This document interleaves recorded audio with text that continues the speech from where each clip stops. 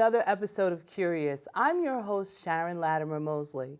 On today's show, we explore mediumship with psychic medium Janet Gallo. Welcome, Janet. Thank you. Happy to be here. Oh, I'm so happy you came too. Thank you. So tell me, what's the difference between being a psychic and a medium? Well, a psychic is where you would get vibrations from certain people. And mediumship is when you cross over to the other side for spirit. You will get messages from spirit. Okay. How did you discover you were psychic? Well, I started, actually my grandmother was a psychic. And What was your grandmother's name? oh, Janet. Oh, she was Janet too. She was a Janet. And my uncle also, he was into spiritualism also. And they took me to my first mediumship. And it was very interesting. And I found it fascinating that you could actually cross over to the other side and get names and dates and people who had crossed over. Mm-hmm. It's a wonderful thing. Everyone has the gift.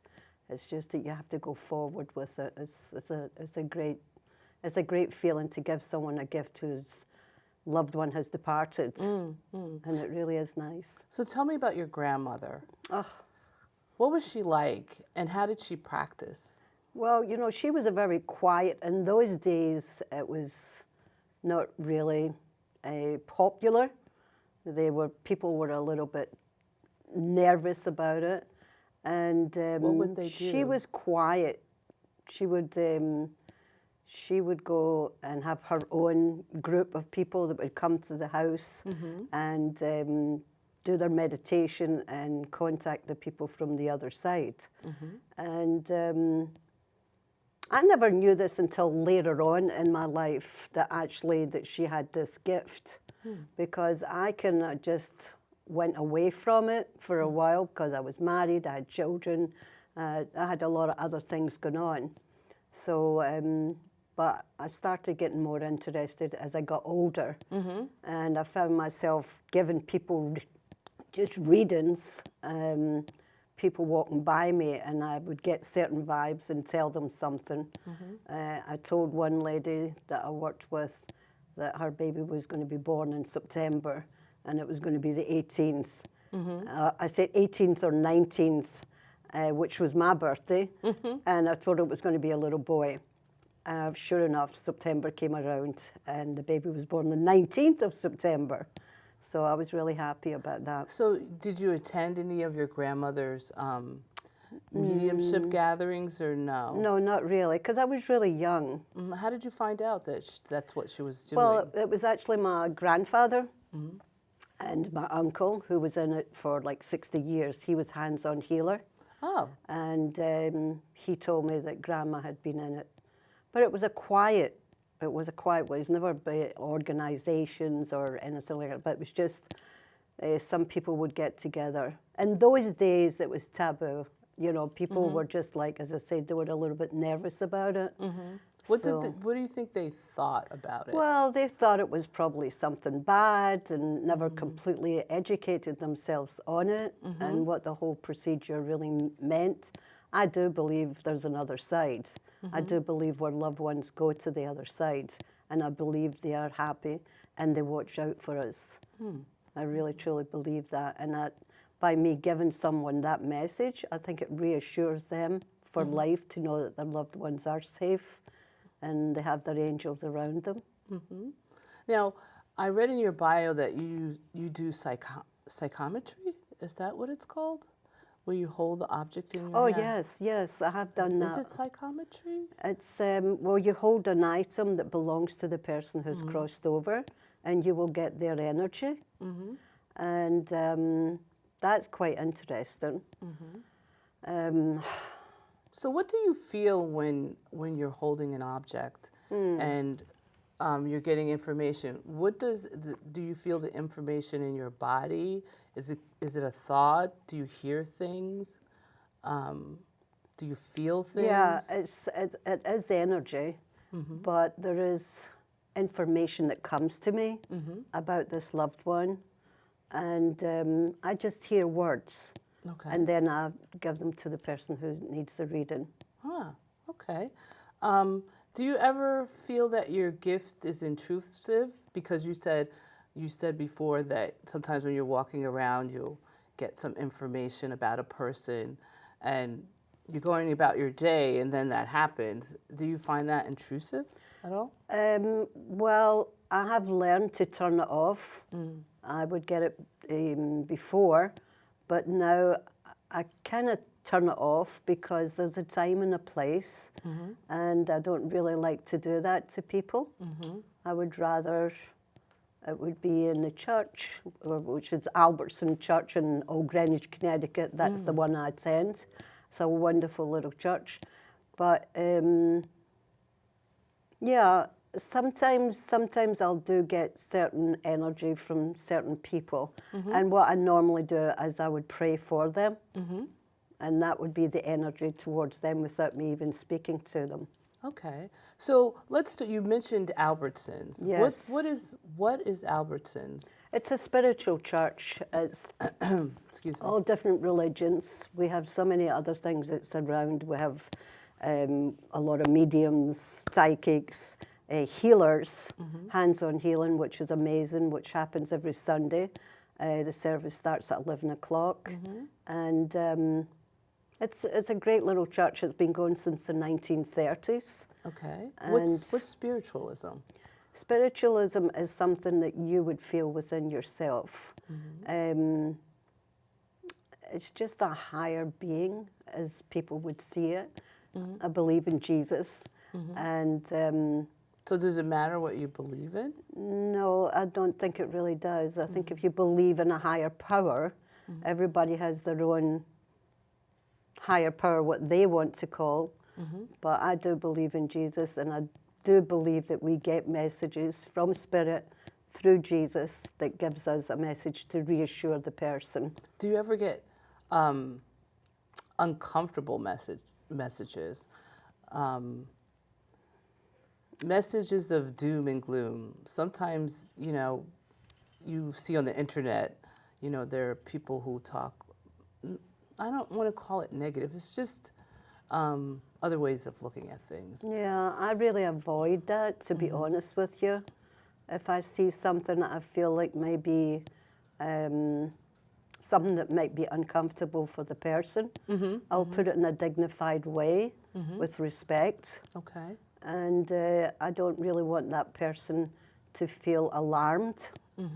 So I don't like to do that if I'm given a reading. Okay. I'll put it in a gentle source that Spirit is telling me the correct way to say it. Well, thank goodness. Yeah. Yeah, thank God. Now, this is the Janet. I know. You're like, you're speaking to me and you're very calm. This is the bright, bubbly Janet I know. So, what do you think is the biggest misconception about psychics? I think people are afraid. I don't think they educate themselves enough on it. And, if we learned so much about it, our life would be a lot more enhanced, that we wouldn't worry about the small stuff and know that Spirit and the angels are watching out for us. I thoroughly, truly believe that. So how would someone educate themselves about psychic mediumship or being psychic or mediumship? Well, first of all, you would probably know yourself of different things that happened to you through the years, that you would question it a little bit. Well, why am I getting a message from this person or getting a message from that? I think you have to read more about it, and there's so many books available. So what happened to you? How did you realize that, what I told this person is correct? Or I got this information and then I told them and they were looking at me like, how would you even know that? So how did you discover that, I can do this? You said you discovered it later. Yeah, I discovered it later. Let me, I had a tragedy in my life. And I lost my son at 24. Oh, I'm sorry. And it was absolutely devastating to lose a child. And So I started thinking for a message, I would love a message from my son, Adam. And so I asked for a message. And I worked in the medical field for a lot of years. And I went into work one day, and within minutes I had asked for a message. And one of the ladies who worked in the medical centre, she came over to me and she said, I had a dream about you last night. And I was like, really? And her name happened to be Janet also. So I said, what was the dream? She said, I dreamt that you came into work with red suitcases and you were showing me the compartments of the case. And I was like, really? I almost fell because I bought my son red cases. So he did give me a message, and that's when I said, you know what, I'm going to start doing this for people who have lost children. And I want to help them, to make them know that their child is safe. And we're the ones on earth that suffer. So how do you, when you talk to people about their lost children, is there a specific time that you give them before you would communicate with your child? Or do you give messages right away? Well, in the church, Albertson Church, I do the bereavement classes, and anybody who wants to come is welcome. And it's completely free. And we go downstairs and we talk about whoever's lost a child, and we'll sit and we'll talk about it. They have to be ready to speak about it because it's a very difficult thing to talk about. But I feel when it's happened to somebody else that they can relate what it's all about. And I think that's what's made me more powerful to continue doing this. And I know there's another side without even question. I had a gentleman come for a reading, and he sat down, and I kept seeing the Twin Towers. And he said to me, I said, I see a shield at the bottom of the Twin Towers. And he said, can you tell me the number of the Twin Tower, what number that shield is? And I said, and he said that was his partner who died in the Twin Towers. So there is a definitely... Did he feel relieved after you told him that? He was just amazed.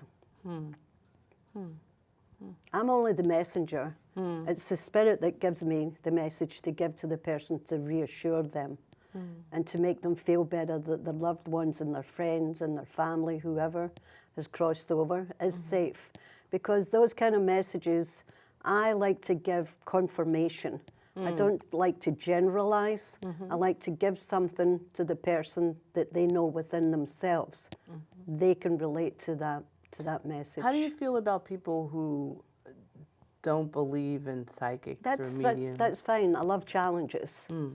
I love challenges, and what would you say to them? I don't question if that's what they believe, but if they want to come for a reading, and I don't have to prove anything because I know Spirit, and I know my angels, and I know through the years just what I've said to people without question. Without question, there is another side. So let's talk about readings. So what does a reading look like? Like, what happens during a reading?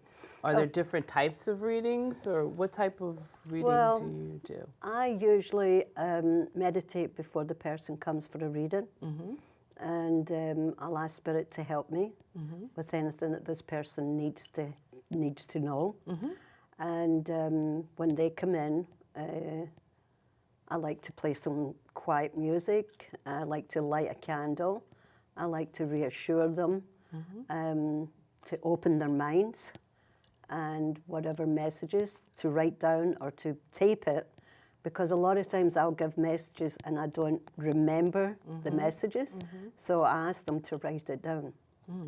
Do you also do what they call as platform work? Do you do that as well? I have done that in Albertson Church. I have done that. And what is that? I've given readings to people who are in the audience, and certain things will come to me, and some names will come to me. Okay. So, Interesting. I had a little, I had a challenge. I love you.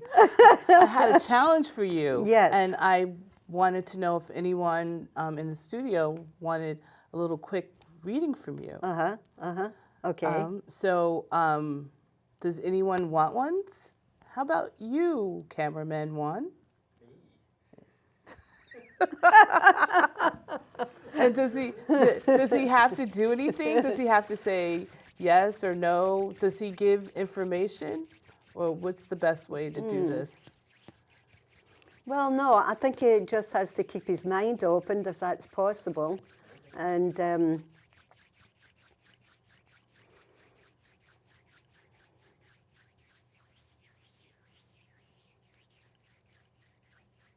I'm getting the initial B, and I'm also getting a father who was in the service. There was somebody that was in the service. Somebody is telling me about in the service. Do you understand what I'm saying? Yes. And they're telling me something about either Vietnam or something in that regards. Do you understand what I'm saying? Okay. He's nodding yes. Yes. Okay. So I feel that this person was in Vietnam, and I feel like there was a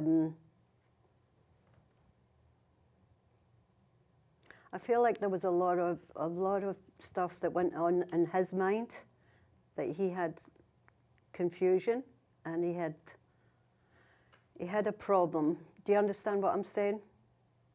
Trying to. Yeah. Well, you don't have to. It does think about it later, because sometimes when I say things, it'll come to you like maybe 2 hours later, then you'll realize what I mean. But I'm also getting your mother, okay, and I feel there's either, she's got some pain in her leg or some kind of circulation. Do you understand what I'm saying? Yeah. Okay, and I'm also getting the letter E. Is it a Liz or Elizabeth?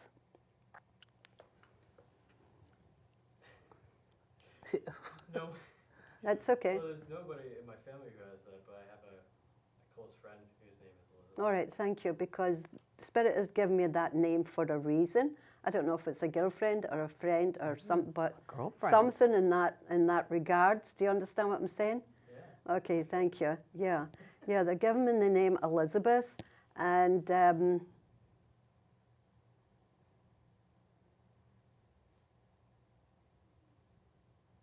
they're telling me that she's a very good person, that she's got a beautiful heart. So they're telling me that you need to understand that. She's got a good heart, she's a good soul, so don't be afraid. Oh. And that's the word that they just told me. Don't be afraid. Do you understand? Yeah. Okay, and there's a letter as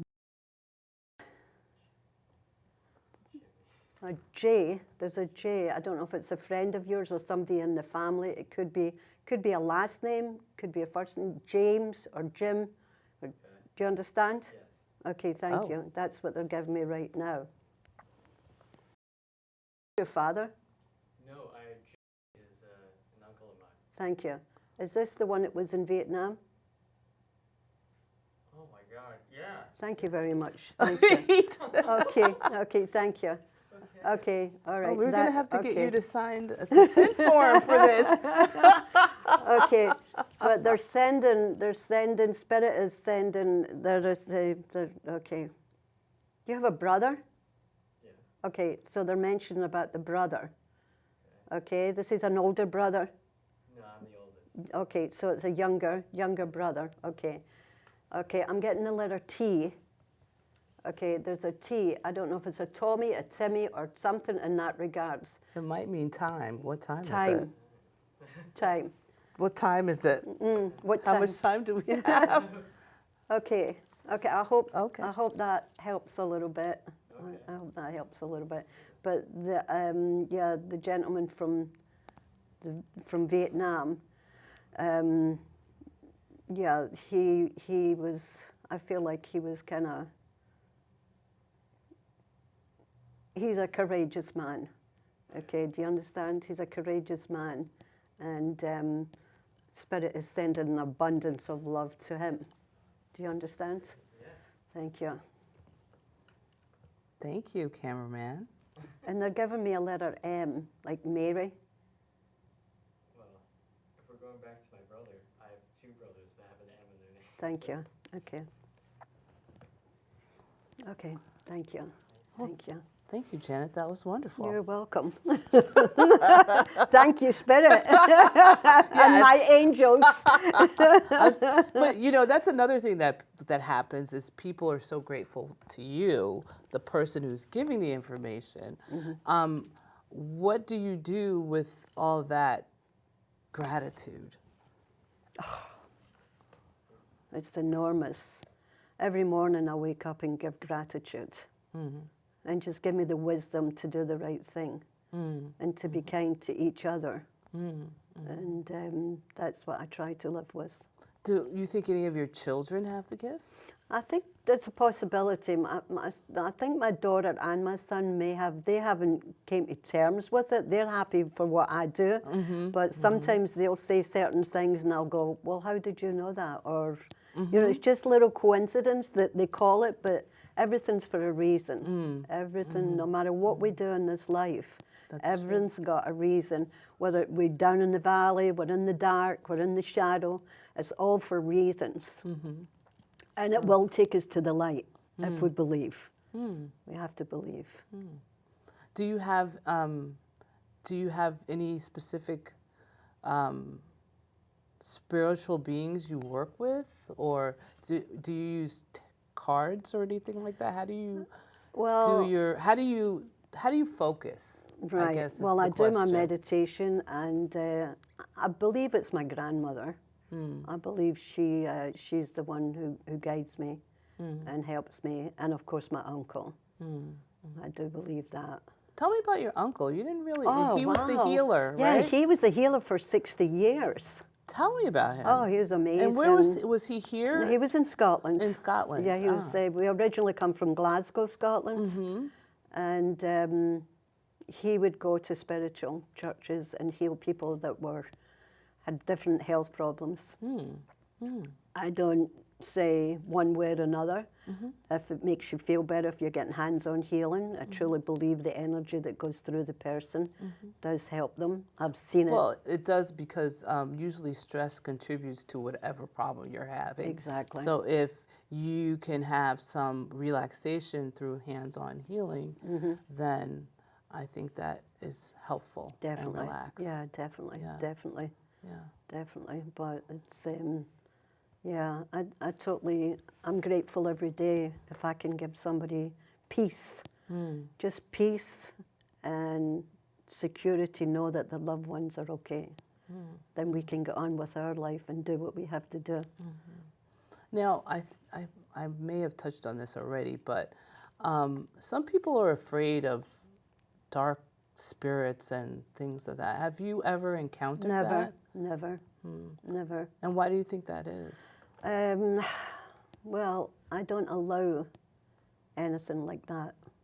As I say, that goes back to my beliefs in spirit and the guidance that I get through my life has proven to me just what they're doing for me also.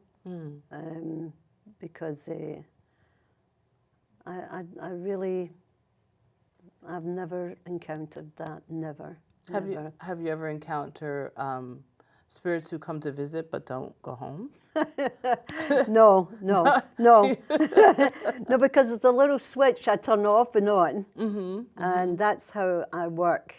My grandmother may come within a certain time. I may be driving the car, or some song will come on, or whatever I keep her picture beside me, which I love, and my mother. And yeah, I feel very, very well protected because I have the energy of them. Have you ever taken any, what is your feeling about mediumship classes and Oh, I highly like recommend them. How did they help you? Did they help you in any way? They did tremendously. In what way? Well, they enhanced my mediumship. They did enhance that, and I did it at Alberson Church. I went there for actually several years, just to get more information and educate myself more on it. And I totally believe the mediumship classes are important. Are you ever nervous to speak in front of anyone when you're doing the reading and the person comes and they're like, I don't know that person, I don't know that? Well, that's negative. That? Yeah, yeah. Like I think we went through that, right? But you know what? I always tell whoever I'm reading, please write everything down that I say. As I say, I don't remember everything what I'm going to say through spirit, so please write it down. But if they give me the no, then that's their negativity, that they're not giving it a chance, and they're already judging before it's even more is said. That's the way I feel. Do you think that we're running out of time already? See, I told you. It's been a delight. I loved it. Thank you. You're welcome. I'm happy you came. Do you think that things that the world will change their feelings about psychics and mediums? Yeah, no question about it. No question about it, because the veil is opening up more. More people are getting gifted. More people are being aware of it. There's nothing to be afraid of, because it's just it's a beautiful thing to do for someone else, to make them feel better, and just to give them the peace and the love that they need. Well, Janet, this has been lovely. It's been brilliant. Thank you so much for coming and your honesty. You. I really appreciate it. Thank you so really much. Appreciate thank it. you. Thank you. And God bless. Thank you from Namaste. my cameraman. Thank you. Namaste. And join us again for another edition of Curious. Good night. Thank you.